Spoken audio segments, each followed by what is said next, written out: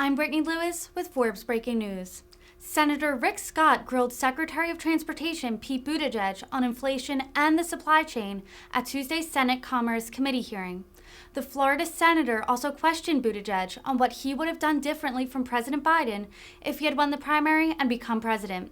Take a listen to the exchange. So I would like to now recognize Senator Scott for your questions. Thank you. First, I want to thank Chair Cantwell for hosting this important hearing.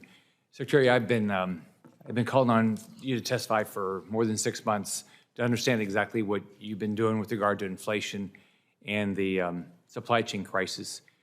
But first, let's talk about 16 months ago in January 2021, you were open to increasing the gas tax when you testified. Now we've seen this unbelievable increase in gas prices. So can you tell me where you are on increasing the gas prices or gas tax? So, as you know, there are a number of proposals in Congress on gas tax holiday provisions. I think that all options need to be on the table when it comes to relief. We also know there. That's fine. I got some more questions. So you're consistent that you still are open to raising the gas tax. So no, we are not open to raising the gas tax right now. We are open to provisions to provide relief, which are being discussed here in Congress. Okay. Thank you for the chance to clarify that. Next. Since you were here last time, inflation has gone from 1.4% to 8.5%. The Biden administration has called this raging inflation crisis and huge increases in prices a high-class problem. So do you believe this is 8.5% inflation is a high-class problem? Sorry, which Biden administration member used those words? I think it was Buttigieg. So it was a high-class problem. So we view it as a problem. And that's why we're doing everything we can to cut costs for American consumers. Now, when it comes to gas, obviously an oil company doesn't check with the administration on how much to charge for the price of gas. But that's exactly why we feel a sense of So you believe that the only gas companies are the problem here, not the Biden administration shutting down the pipeline, making it difficult for more oil and gas to be produced in this country? Well, as you know, there are thousands of permits right now for oil and gas production that the oil and gas companies are choosing not to use. The leases are there, not the permits are there. Your administration has prevented people from getting the permits to drill for more oil and gas, so we're seeing record prices. Well, I'm sure you're aware, Senator, of the statements from oil company executives that they're not pursuing production at this time because they're so profitable. No, that's not true.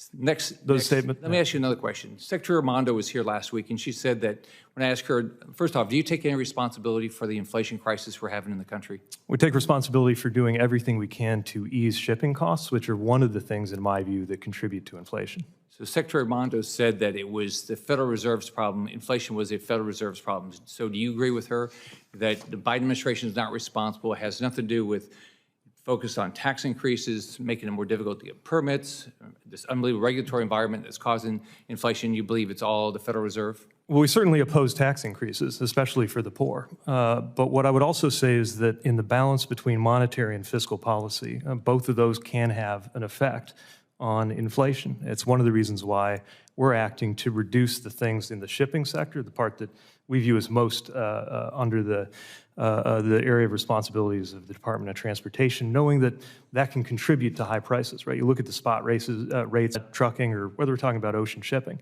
and those are unquestionably part of the source of pressure on prices. You saw the GDP numbers. We had negative GDP for the first quarter, 1.4% down. So do you believe we have a roaring economy, as Secretary Raimondo said? Well, if you look at the period of the Biden administration so far, obviously there's been exceptionally high rates of economic growth and exceptionally high rates of a drop in unemployment. We think that's due to the fiscal policies of this administration. We know it's going to take a lot of work to keep that going. 1.4% drop in GDP is pretty significant. You saw the crisis out in the ports in California, and what I was surprised is you've seen the pictures and that you only went out there one time. And why would you not have gone out there more when it was one of the biggest crises we've ever had in shipping in this country?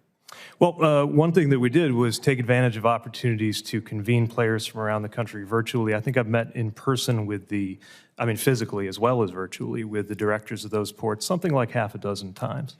But I would also add that when you see those ships backed up in LA and Long Beach, for example, Part of that has to do with what's going on at the port, but a lot of that could be the result of issues that are thousands of miles inland. So it is just as important to be dealing with intermodal issues in the Midwest, the crisis of, or certainly a problem of availability of labor for truck driving, as it is the things that are actually physically located at the port. We're proud of the investments that we've made in ports on the West Coast and around the country.